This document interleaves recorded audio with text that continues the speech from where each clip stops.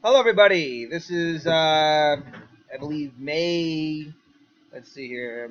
Should have been prepared for this, but May 18th through the 22nd lessons. Um, so we're going to be going through really the end part of the Cold War and starting Desert Storm into terrorism. So I believe we ended up with here with Soviet invasion of Afghanistan. Basically, this was the Soviet version of their style of Vietnam, getting bogged down into a long style of war, knowing they can't really win. So this will basically be the kind of start the downslide, the downslope of the Soviet Union. All right, so 1980 Olympics. I had you guys do a little a video response to this. You had to read an article. Gotten a few of them back so far. They've been pretty good. Kind of what I was looking for.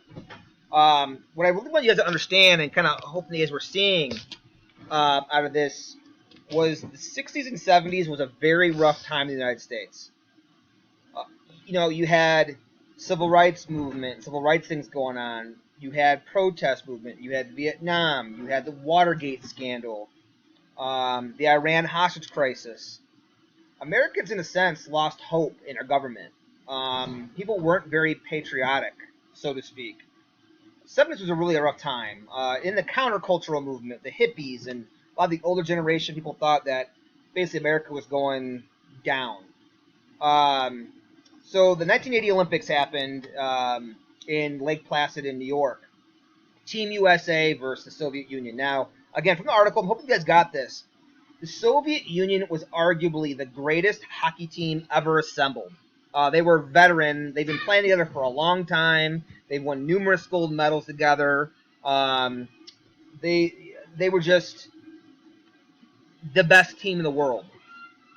Team USA was they were a bunch of college kids, never played together, a bunch of amateurs.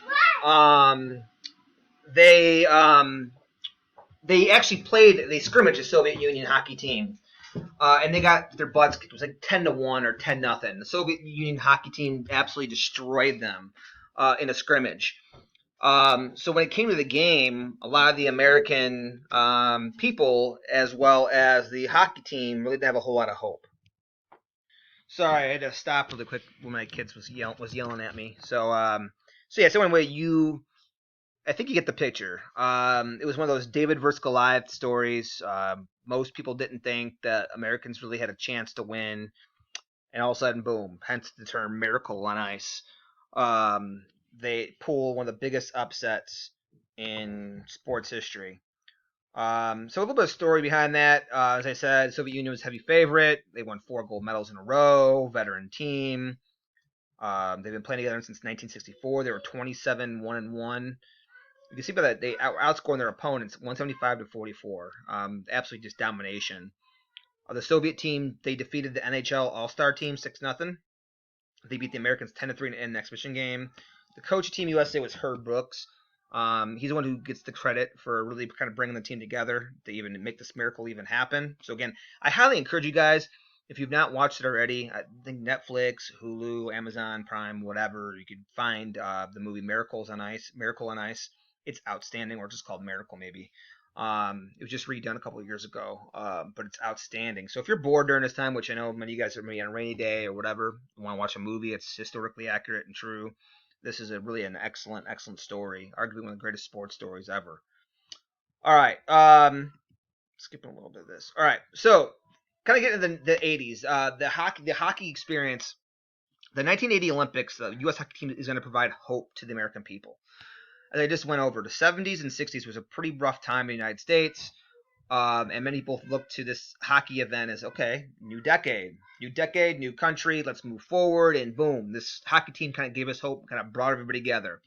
And so also kind of foreshadowed the downslide of the Soviet Union. And again, you could arguably say it started with the invasion of Afghanistan, but the 80s will basically be it for the Soviet Union. Eventually, by the end of the 80s, they're going to collapse.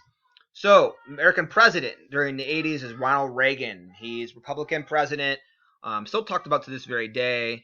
He was he was somebody that was liked by both political parties, and campaign slogan was "Make America Strong Again." That should sound familiar to you, all right? With Trump, Trump referenced Ronald Reagan numerous times in his debates as somebody who he looked up to and somebody he kind of wanted to try and emulate.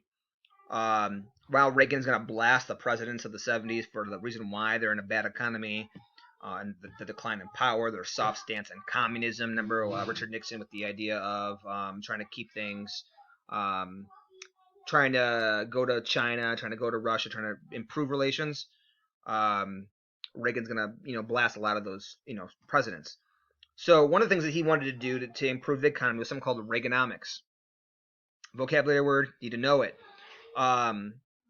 He wanted to cut taxes to put more money in people's wallets so that they spend the money. This sounds very familiar to what we just happened with the stimulus, with tax returns. So the thought is that if you put more money, if you cut taxes, that means there's more money in people's pockets. What are people going to do with it? Are they going to hoard it and save it in the bank, put it in retirement, or are they going to go out and spend on a new TV, a new house, a new car, new furniture, whatever? So the hope is with Reaganomics, and the reason why a lot of Republicans want to cut taxes because they believe that by cutting taxes, you put more money in people's hands to do what they want with it. Hopefully, with the idea that they reinvest it in the economy. They call it the trickle-down effect. I guess more or less you're cutting taxes for the rich. That's basically what it is. Cut taxes for the rich. They hire more people. They reinvest their companies. They might expand their companies. And then it trickles down to jobs for middle and lower class. All right, so Reagan is going to take a much tougher stance on the Cold War compared to the 70s presidents, which are going to try to ease relations. Remember the SALT policy that was passed to limit nuclear weapons. Reagan's going to be basically doing the complete opposite. He's going to take a strong anti-communist view. He's going to call it the evil empire. That should sound familiar to you guys. Star Wars action. By the way, we just passed, May 4th. May the 4th be with you. I know, corny joke for the day. But he started to expand the military budget. He wanted to increase the national defense system. They called it SDI. They called it the Star Wars plan, basically by putting satellites in outer space that had lasers attached to it. So that way, if anybody were to attack us with a nuclear missile, these lasers from outer space, or the lasers, so the lasers can shoot them down if anyone were to attack us. So that was parts of his policies that he wanted to really try to invest in. He also will send troops into Grenada, to an island in the Caribbean, to stop communist uprising, which will be successful. He'll get in some issues and trouble with the Iran-Contra affair. He's going to sell anti-tank missiles to Iran. And we're going to use that money to fund Contras in Nicaragua, which was something that was kind of very controversial, for a U.S. president to do, kind of bypass Congress. Now, going into Mikhail Gorbachev. He was the Soviet president of the 80s, and ultimately, him and Reagan are going to have kind of an understanding, so to speak. Gorbachev is a different kind of leader compared to the past Soviets. Stalin, the Khrushchev are very hardline. We're going to win at all costs, and very tough militarily. Very, kind of stringent, straight line. Mikhail Gorbachev is going to have a different outlook on things. He's more concerned about taking care of the homeland than winning the Cold War. Because by the 80s, the Soviet Union becomes a mess, economically and politically.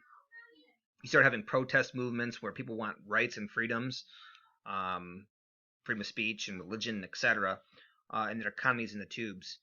So Mikhail Gorbachev passes a couple reforms. One is called Glasnost. You need to know this. Highlight it in your notes. This is a plan to ease social restrictions, so providing more rights to the people, make it more democratic, freedom of media, freedom of speech, freedom of religion. And you also pass a policy called perestroika. Same thing, vocabulary term, underline it. Perestroika means to overhaul the Soviet economy by increasing trade, reduce military. So that's key. So you get Soviet Union to start reducing the military and increasing trade. Think about how that's different from the Cold War. They were increasing their military, previous presidents. Now he's going to start decreasing it to help save the economy back at home. All right, a couple other things that started happening in the 80s. Expansion of women in politics. So a lot of female victories of the 60s. Geraldine Ferrero was picked to run as vice president to Walter Mandela. as a Democrat. So it's a big deal having a woman be on the ticket as the vice president. Reagan is going to nominate several women to high public offices. Kind of really big deal too with this one. Reagan is going to appoint Sandra Day O'Connor as the first Supreme Court woman judge. Again, big deal. It's only 9.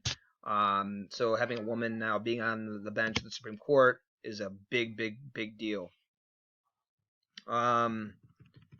Also, women, a lot had to do with his wife, Nancy Reagan. She became very, very involved in politics in the White House, running different campaigns. So being, more of a face in the White House. One of her big campaigns that she launched will be "Say No to Drugs." In the 80s, 70s, and 80s, obviously a big, big drug decades. You have that kind of that rock and roll 70s hippie type stuff going on too. So drugs were a major, major, major problem. So they led this campaign, "Say No to Drugs." She traveled over 250,000 miles across the United States to campaign for this, using athletes, campaign ads, TV ads, things in school, and it worked. Drug use dropped during this era from 50%. So half of the high school seniors, half, according to the surveys that were done, used drugs, or at some point used drugs. Now you're dropping it down to 36%, it's almost a third. So really big deal in terms of what they were able to tackle. Also, you had the AIDS, the development of AIDS as well in the 80s became really a big deal. The first case of AIDS in the United States was in 1980. People became very paranoid. It ended the idea of being promiscuous. People became very, very, very careful with their sexual partners because they're afraid of getting AIDS. And a lot of it with the ignorance of people being paranoid, and really a fact matter of an ignorance with it. There was a lack of education with it. People really didn't know what AIDS was and HIV. So there was a lot of stereotypes going around, a lot of misinformation. But Magic Johnson, arguably one of the greatest basketball players of all time, he was diagnosed with HIV. Megastar. So he did a lot of campaigning for it, and he also is going to help educate the people more on this issue. Chernobyl. There's a lot of cool Netflix documentaries if you're ever bored, want to go through it. But Chernobyl was a big event, a nuclear disaster. To this very day, it's still uninhabitable. But again, I highly recommend you guys go on Netflix or watch a documentary on this. It's pretty neat stuff. But 1986, Chernobyl in Ukraine is going to explode. 30 people die. And again, exclusion zones still exist today where you can't go. So that's a problem with having nuclear power plants. Is that reason there? The Challenger, Space Shuttle Challengers in the 1980s. It's going to send the first civilian up into space. Krista McAuliffe was chosen, and 70 seconds into the mission, it explodes. So again, that was another big, big story of the 80s as well. John Lennon and the Beatles will be assassinated in December of 1980 by Mark David Chapman. So you kind of go and read that, but again, the Beatles were larger than life. John Lennon larger than life. So I think like a modern day. I don't know who to compare him to because he's on his own, really his own other level. People say he was more popular than Jesus, according to what people felt. Science and technology, also the first personal computers to get developed. Fuji develops the first disposable camera. And your first digital cell phone will be developed in the 80s as well. So just some other little modern things. All right, so your homework this week is going to be to work on the Persian Gulf, Desert Storm, reading questions. So pretty straightforward. Let me know if you have any questions. Again, I hope all is well. All right, guys. Adios.